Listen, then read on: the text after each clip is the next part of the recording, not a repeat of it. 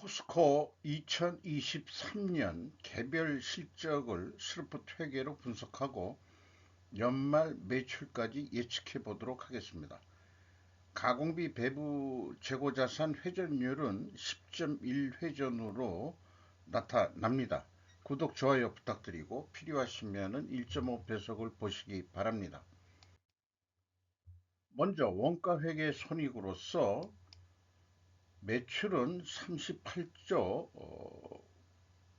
9,715억 원을 달성했는데요. 요거 2023년은 1년 회계 기간이고 2022년도는 10개월간의 실적이 되겠습니다.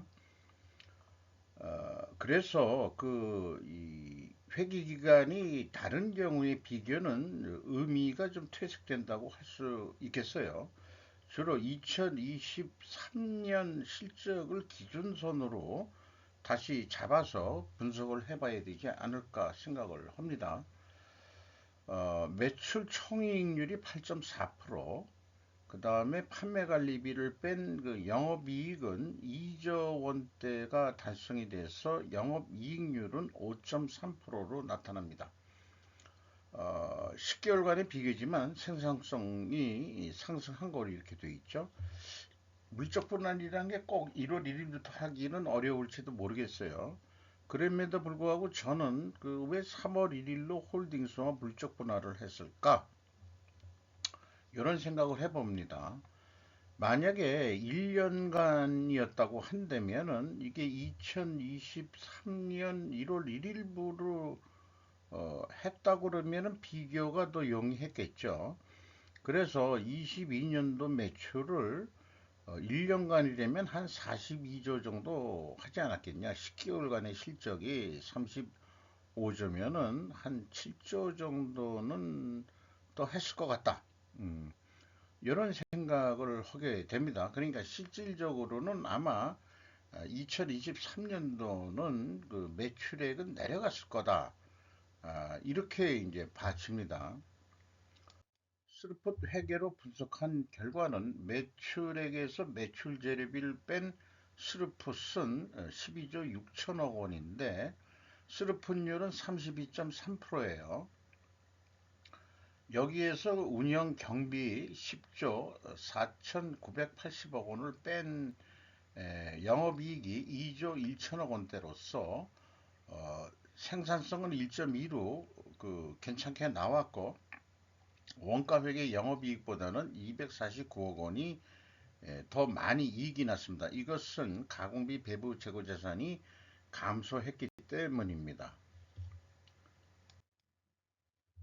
재고자산 내역을 보면은 2023년 말 재고죠.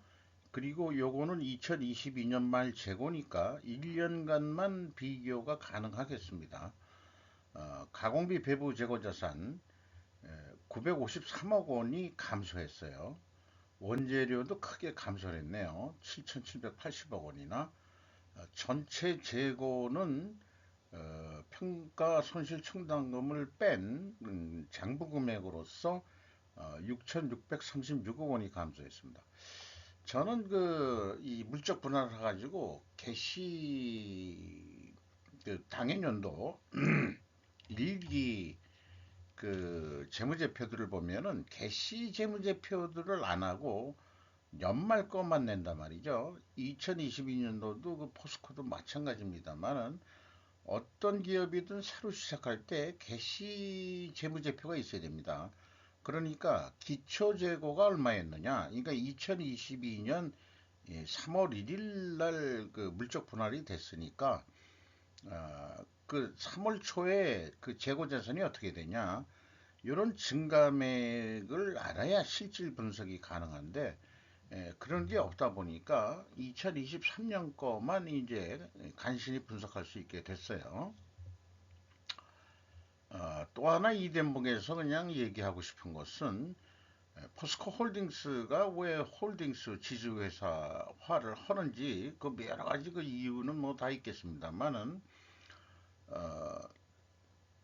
어떤 기업은 지주사가 되더라도 지주사도 별도로 이 상장을 하고 또 기존에 있는 포스코도 그냥 상장 유지를 계속하는 그런 것도 가능할 텐데 왜 그렇게 안 할까?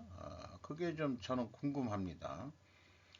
그 다른 데는 그 이 포스코 홀딩스의 다른 그 자회사들 이런 데는 뭐 그 요즘에 그 유행하는 그런 쪽에 그 거를 해서 그 지주사가 된 다음에 뭐 주가가 꽤 많이 올라갔습니다만은 그 근본인 그 철강이 어떠냐 하는 거를 보려면은 비상장화된 이 포스코를 음, 좀 보고 싶은 게 궁금한 거거든요.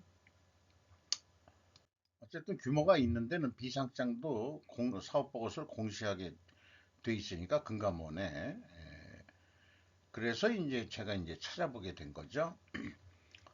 비용의 성격적 분류를 그 매출원가 재료비와 운영 경비 두 가지로 크게 디커플링해서 보면은 어, 이 운영 경비 10조 그 5천억 원대죠. 여기에서 이제 판매 관리비를 뺀 금액이 공장 생산 가공비가 되겠습니다.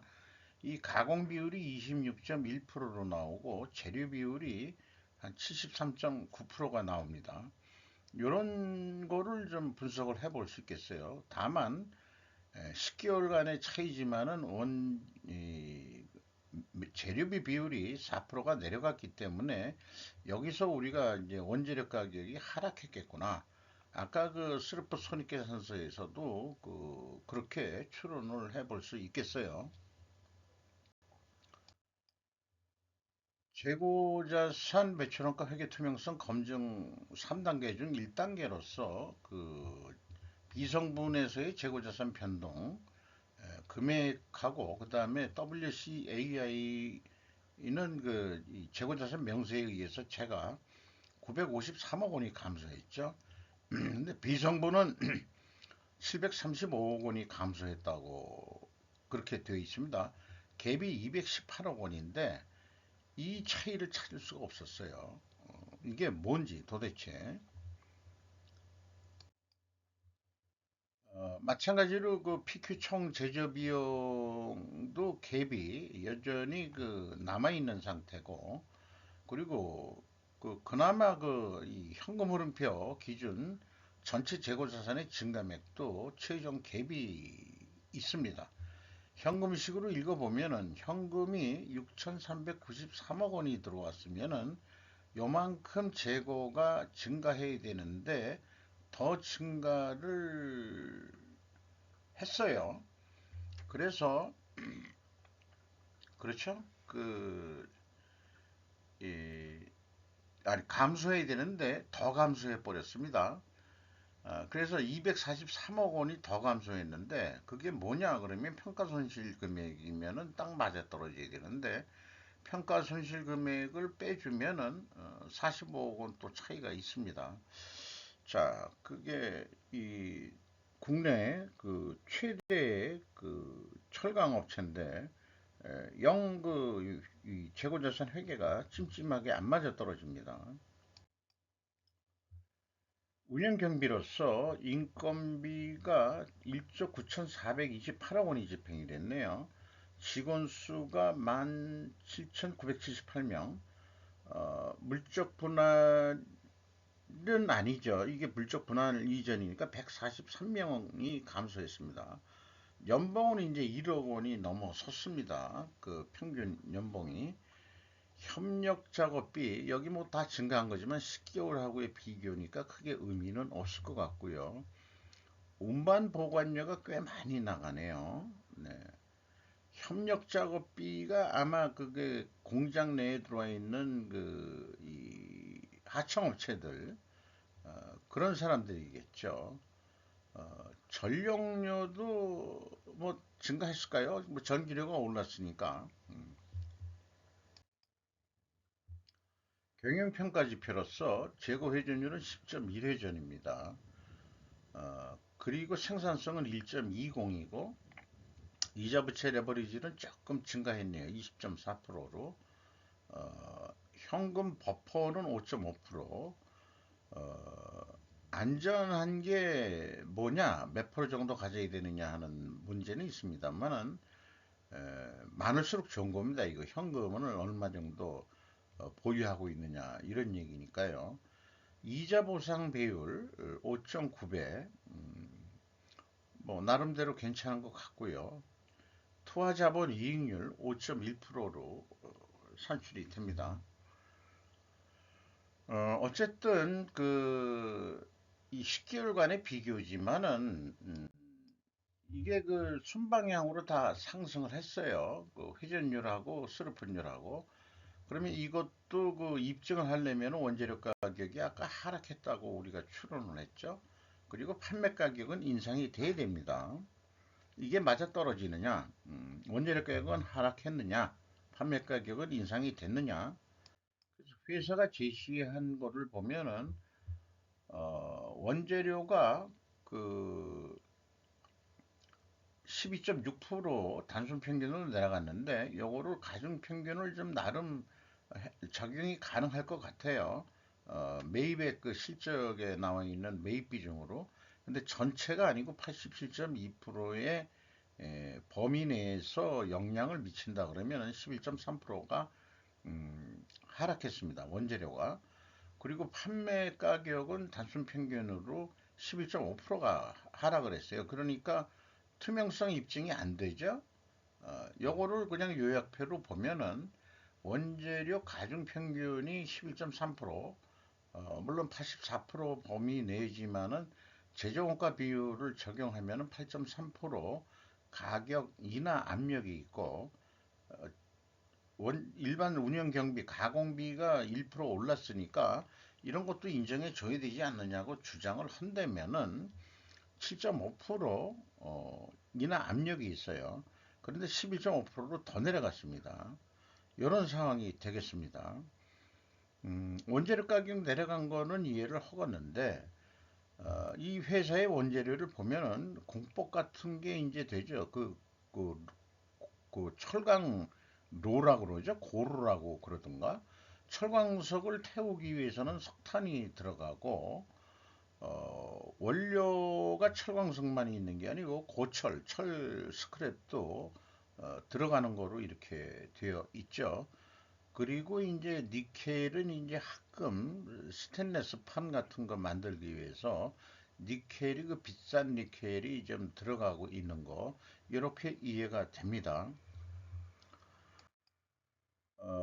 2023년도 실적이 10개월의 비교의 실적률로 이렇게 매출 원가가 상승하고 판매 관리비도 증가하고 이런 거 돼 있지만은 그래도 요거를 참고로 해가지고 판매 관리비가 이 5% 정도 올라갈 거다. 그리고 영업이익은 50%를 좀 올려보자. 이런 목표를 세운다면은 한 43조 5천억 원 해야 되지 않겠냐.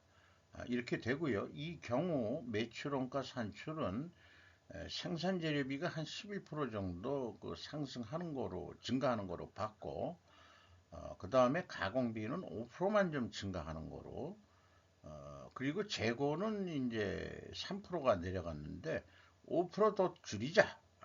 좀 재고 부담을 자금 부담을 없애기 위해서 이런 경우에 이제 예를 들어서 시뮬레이션을 해보면은 이 재고를 재고 증감을 감안한 그것은 43조 5천억 정도 되는데 재고 증감을 감안 안 하면은 43조 한 3,590억. 그래서 결정은 43조 3천억으로 2024년 매출 목표를 잡아본다. 그러면은 재고가 감소하면은 어, 그 계획보다는 좀 내려갑니다. 2조 한 8천억 원대로. 그래서 좀 더 노력을 해야 되지 않겠냐? 중국처럼 덤핑 수출하지 않고라도 1.5%만 더 노력을 해보자 그러면은 43조 43 그 9천억 정도, 거의 4천억, 44조 정도 해야 계획한 대로 한 3조 1천억 원대의 영업이익을 얻을 수 있다. 그런데 재고를 줄인다고 그렇게 노력하지 말고 이제 또 회계 재무애들이 또 이렇게 이 CEO한테 얘기를 해서 재고를 5% 늘리세요. 실적도 있고 포스코 홀딩스 회장이 입장이 곤란하지 않겠습니까? 뭐 등등 어쩌고 저쩌고 뭐 여러 가지 이유가 있지만 그래 5%좀 더 생산해라 그래 못 팔더라도 그러면 어떻게 되냐? 그러니까 매출은 더 안 늘리더라도 영업이익은 3조 2천억이나 나온다. 이런 게 이제 원가 회계의 맹점이라는 거죠. 자, 스루풋 세계로 와서 운영비용 5%만 증가한다고 봤고 영업이익도 50% 증가하는 것을 목표로 잡아가지고 했을 때 이것도 43조 한 8,500억 정도가 예상이 됩니다. 매출 재료비 기준으로 그 43조 하려 그러면은 재료비가 한 11%더 들어가는 거로 요거는 이제 입력을 이렇게 해 봐가지고 여기에 상응한 금액이 나올 때까지 한번 입력을 해보는 겁니다. 이 작년에 3.5% 증가했지만은 영업이익을 50%까지 올리려면 현재의 마진율로서 이 마진율을 올린다 그러면은 또 이게 틀려지겠죠? 이렇게 산식을 만들어 놨어요. 요 우수리 빼고 재료비를 67%로 떨어뜨리고 마진율, 스르픈율을 33%, 0.7%좀 상승시키는 거로 했을 때 이렇게 된다 이겁니다. 그래서 이것은 43조 6천억 원대로 목표를 잡아야 된다. 이런 얘기가 나옵니다. 이 경우에 영업이익이 3조 3천억이 나오게 되어 있어요. 그래서 이 재고 회전율을 10.1회전 했는데 11회전 한다고 그러면은 매출액이 47조 원까지 올라가고 영업이익은 4조 5천 원까지 해낼 수 있다. 이렇게 예상이 됩니다. 이런 시뮬레이션을 통해서 나온 어떤 통계치의 매트릭스는 재고가 감소했을 경우는 재고 회전율이 일반적으로 상승을 하면서 이익도 증가합니다. 원가 회계 영업이익보다. 그리고 판매가는 원가 회계보다 앞에서 보셨지만은 조금 더 높게 나옵니다. 이렇게 이 스루프 회계에는 재고가 감소할 때도 디프레이션 완화 기능이 있다. 경제적으로 본다면은 왜 이런 비유를 하냐면은 기업의 매출액은 명목 GDP에 상당하다. 그렇게 비유를 할 수 있기 때문에 그렇습니다. 현금 흐름 재무 지표로서 EAT EAT 세후 현금 순이익은 4조 8,253억 원의 이익이 났습니다. 현금 순이익률로는 11.6%가 되겠습니다. 그리고 2번 EMS는 전체 사업 활동을 통해서 들어온 현금 흐름액이 되겠는데 5조 5천억이 들어왔어요. 이 중에서 캐펙스 자본적 지출은 2조 2천억 원이 나갔습니다. 그래서 그, 이 2조 2천억의 내역은 이 재무상태표에서 보면은 비유동산자산 전체를 캐펙스로 인식을 하고 있습니다. 종속기업에 1조 1천억을 투자를 했고 유형자산에 9천억을 투자를 한 것이 가장 크게 영향을 미쳐가지고 비유동자산이 2조 2천억 원이 증가를 했습니다. 현금 흐름표 잉여 현금 흐름으로서 채권자한테 3,588억을 더 추가로 차입을 해서 레버리지율은 20.4%가 됐습니다.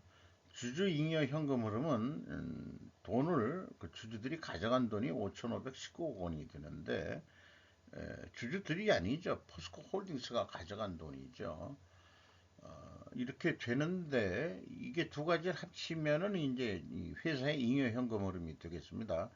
그러면은 주주 잉여 현금 흐름은 여기 내역이 연차 배당금, 신종 자본증권 상환, 그 다음에 증권 이자, 주식 기준 보상, 그 다음에 이제 기타 뭐 이런 게 있어가지고 요거하고 그 일치하는 것을 보입니다.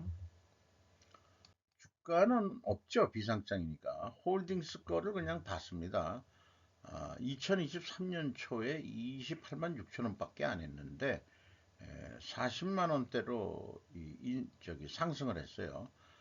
PBR도 1.17로서 밸류업에 성공을 한 거죠. 지주회사 만들면서 그렇게 봅니다. 포스코 자체는 홀딩스가 100% 지분을 가지고 있고 물적 분할만 된 거고 홀딩스의 외국인 지분율은 한 27.17% 지분을 가지고 있습니다. 이상 마치도록 하겠습니다.